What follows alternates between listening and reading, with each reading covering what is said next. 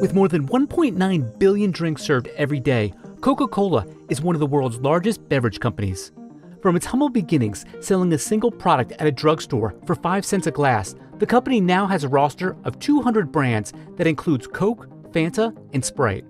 But with U.S. soda consumption on the decline, the soft drink maker has been forced to pivot. In 2021, Coke launched Topo Chico Hard Seltzer, the company's first move into alcoholic beverages in the U.S. in almost 4 decades. The company has also made recent investments into the sports performance drink category with Body Armor and the purchase of UK coffee maker Costa. And while the pandemic has caused major disruptions, in the first quarter of 2021, Coke reported net revenue was up 5% to $9 billion. We were very focused over the last 12 months on focusing on really improving our marketing. We cut the portfolio of brands in half. We got really focused on our innovation pipeline. We worked with our bottlers to really support the customers in new and different ways where they're open. And the sum of all that, along with a new organization we've stood up, has allowed us, as you say, to come back to the pre-pandemic levels. Coke is eagerly anticipating summer reopenings and vaccine rollouts. In the meantime, it faces a number of challenges, including further COVID-19 disruptions and ongoing tax litigation with the IRS. In November 2020, a U.S. tax court said that Coca-Cola had to pay the bulk of its $3.4 billion tax bill.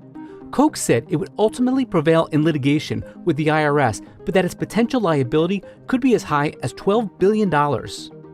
So after 135 years in business, can the soft drink giant stay on top? And what will the secular decline of sugar-sweetened beverages in the U.S. mean for the future of Coca-Cola? Coca-Cola traces its history to a soda fountain in Atlanta, Georgia. In 1886, pharmacist John Pemberton created a caramel-colored syrup, took the mixture to a nearby drugstore where carbonated water was added and the drink sold for 5 cents a glass. According to author Mark Pendergrass, the mixture contained caffeine, lots of sugar, and for the first few years, a small amount of extract from coca leaves. In other words, cocaine. And at first, their ads were primarily promoting it as a medicine. It was supposed to cure morphine addiction, for one thing, which it did not in Beveridge's case, unfortunately. But it was supposed to be an aphrodisiac. It was supposed to cure basically whatever ails you. In 1888, Pemberton began to sell the recipe to a well-capitalized businessman named Asa Candler, and by 1895, Coca-Cola was available in every state in the U.S. By the turn of the century, Coca-Cola adverts were appearing on clocks, trays, and posters, and the drink was moving from soda fountains and into bottles. The company's advertising budget reached $1 million in 1911, the equivalent of about $27 million today. And that became wildly successful by 1900, 1910. There were Coca-Cola bottling plants in every small town, not only in the South, but throughout the country. By the 1920s and 30s, Coca-Cola had reinvented itself as an all-American soft drink and was entering new markets abroad.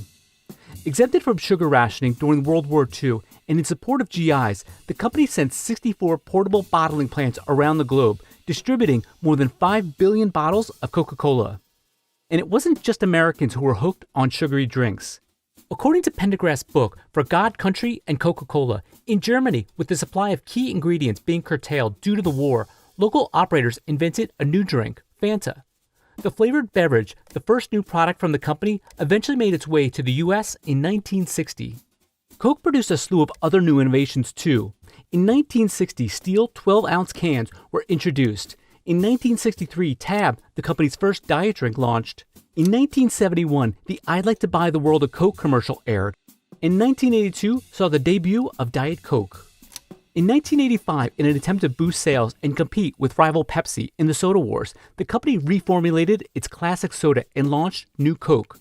The move was a major misstep. With widespread disapproval from fans and pundits alike, just 79 days after the soda was launched, the company reversed course and the original formula was reinstated. And while the consumption of sugar-sweetened beverages in the U.S. was rising, during the 1990s, the company was about to face an even bigger threat. In the early 2000s, health and wellness concerns rose to the top of most consumers' agenda. soda consumption began to decline. The peak happened around in the early 2000s from a consumption standpoint, if you look at per capita consumption, and then it's been declining ever since. At the same time that we started to see carbonated soft drinks decline in consumption was about the same time that we started to see increased concerns about sugars and simple carbohydrates. But despite that drop, Americans and people everywhere were still hooked on soda. Between 2011 and 2014, almost half of U.S. adults were drinking at least one sugar-sweetened beverage a day. The soda market in the U.S. is a $38.5 billion business, according to IBIS World, and includes companies like PepsiCo, Keurig Dr. Pepper, and of course, Coca-Cola. With consumers mostly stuck at home, foregoing restaurants, concerts, and sporting events, the pandemic has been a mixed bag for soft drink makers. PepsiCo announced first quarter 2021 net sales reached more than $14.8 billion, almost 7% higher than a year earlier, fueled by pandemic snacking in its Frito-Lay division and higher sales of drinks like bubbly sparkling water and Starbucks ready-to-drink coffees. With more people reaching for a caffeine fix while working out of their home office, Keurig Dr. Pepper's coffee business got a jolt too. The company announced first quarter 2021 net sales of $2.9 billion, more than 11% higher than the prior year. And while Coca-Cola saw 2020 net revenue decline 11%, the soft drink maker bounced back with first quarter 2021 net revenue of $9 billion, up 5% from a year earlier. Coca-Cola has really been hit hard by the pandemic, and they're definitely not out of the woods yet. Whilst there is uncertainty and volatility, particularly in the near term ahead of us, we feel confident about the corridors we're setting for the top line and the bottom line guidance, and we believe that we'll be able to emerge stronger from this crisis. A major issue for the soda giant, according to one analyst, Coke has more exposure to restaurants like McDonald's and sports venues than its peers PepsiCo or Keurig Dr. Pepper. What that means is they had a lot of market share to lose in those channels. And so as those channels closed, they had obviously disproportionate impact in terms of their revenues and their market share. To make up for that loss, the soft drink maker slashed its global workforce in 2020 by about 11% and trimmed its roster of brands from 400 to 200. Tab, the company's first diet soda, was culled. But Coca-Cola has several key advantages that will allow the company to reinvigorate its business, according to analysts. For starters, Coke's diverse geographic position should provide the company with a steady stream of growth. Coca-Cola products are sold in more than 200 countries and territories worldwide. Coke also has one of the world's largest non-alcoholic beverage distribution systems and derives more than 40% of sales from developing and emerging economies with a growing middle class. In 2020, Coca-Cola had net operating revenue of $33 billion. Almost 66% of that came from outside the U.S. And in developed markets where Coke is firmly established and competition is rife, the company has proven profit growth strategies driven by innovation. Even in the US, as soda consumption has been declining, the value of the category has still been increasing. According to Johnson, one strategy Coke uses is price pack architecture, which generally refers to consumers' willingness to pay extra for packaging innovations. In Coke's case, it discovered consumers not only preferred smaller-sized drinks, but were willing to pay more per ounce for them. Another key advantage, Coke has positioned itself in an area of the supply chain that is less capital intensive and requires less labor and overhead than rival beverage companies like Pepsi. Most of Coke's trademark beverages are not packaged and delivered by the company. In general, Coke focuses its operations on producing the concentrate for its beverages and ships those mixtures to bottlers for processing, packaging, and distribution. In 2020, environmental group Break Free from Plastic took a global audit of plastic trash, working with almost 15,000 volunteers in 55 countries, collecting plastic bottles, coffee cup lids, shampoo bottles, and surgical masks in a 2-month cleanup. The group said that for the third year in a row, soft drink giant Coca-Cola emerged as the top global polluter with almost 14,000 Coca-Cola branded plastics collected in 51 countries. According to Greenpeace, as of 2018, Coca-Cola has produced over 110 billion single-use plastic bottles.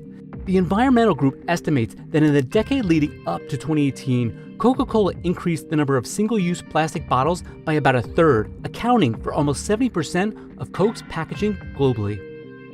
While Coca-Cola is not the only multinational corporation that relies on plastic packaging, the company's size illustrates the scale of the problem. Other top polluters, according to Break Free from Plastic, include PepsiCo, Nestle, Unilever, Mondelez International, and Mars. According to a report by the World Economic Forum, at least 8 million tons of plastic enters the ocean each year, the equivalent of dumping the contents of an entire garbage truck into the ocean every minute. Plastic packaging makes up the largest share of this problem. To do its part, in 2018, Coca-Cola announced it would use at least 50% recycled material in its bottles and cans by 2030. And by the same date, collect or recycle a bottle or can for each one it sells.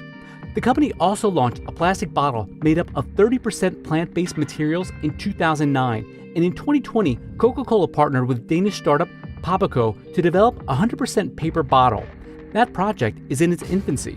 But critics argue that due to the high costs associated with recycling, and with less than 30% of plastic bottles in the US recycled, those efforts might not be enough. Another criticism Coca-Cola has faced is over its water use. About a third of Coca-Cola's bottling plants operate in water-stressed areas, and more than 73% of the water used by the company goes to growing ingredients like cane sugar, oranges, and apples. To improve water efficiency, the company reduced or removed water use in its manufacturing process. In 2004, Coke was using 2.7 liters of water to make 1 liter of product. By 2018, it was using 1.92 liters of water to make 1 liter of product.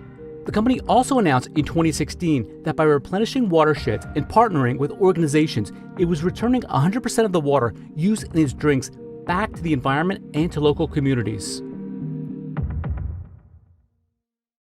With the pandemic slowing down its North American fountain business and its Western Europe away-from-home channels, Coke saw a 4% decline in the sale of sparkling soft drinks in 2020. Clearly, the consumers have adapted, and the ones that I think are very likely to stick are clearly a big uptick in e-commerce. Obviously, e-commerce is much more important to a number of other sectors. It's really started to accelerate in terms of grocery, in terms of beverages. I think that will endure. And I don't mean e-commerce just in terms of what you buy to have delivered to the house, but also in the away-from-home channels, the amount of takeaway, the amount of delivery. But it may be new product offerings that have the biggest impact for the soft drink maker.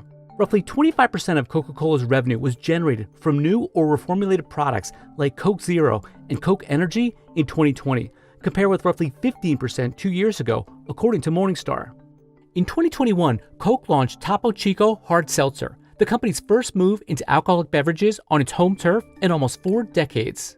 In 2019, hard seltzer's volume more than tripled. Very early days for Topo Chico Hard Seltzer in certain countries in Latin America and also Europe, but we're very exciting.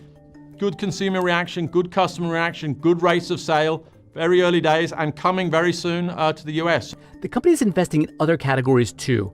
In 2018, Coca-Cola acquired a minority ownership stake in sport drink maker Body Armor. And in 2019, Coca-Cola completed its $4.9 billion acquisition for Costa. Costa has over 4,000 coffee shops in Europe, Asia, and the Middle East, and offers everything from vending machines to ready-to-drink products. The coffee segment globally is growing 6% annually. And with health and wellness concerns at the top of most people's agenda, it could be innovations in the soft drink maker's traditional soda business that brings in some of the biggest gains. There are consumers shifting towards lower calorie beverages, and we're certainly behind that trend. Coke Zero Sugar not just is growing in 2021 in the first quarter, but actually grew in 2020. And while Coke might not recover as quickly as its peers, because much of its business is outside of the US, where vaccine rollouts and economic conditions remain uncertain, analysts say the company can expect a strong recovery. Globally, the rate of vaccination, the rate of reopening, all of that is going to vary by country. It'll very much translate into Coke's business. And so it definitely will not be a linear recovery for Coca-Cola, but a strong recovery nonetheless, we expect in 2021.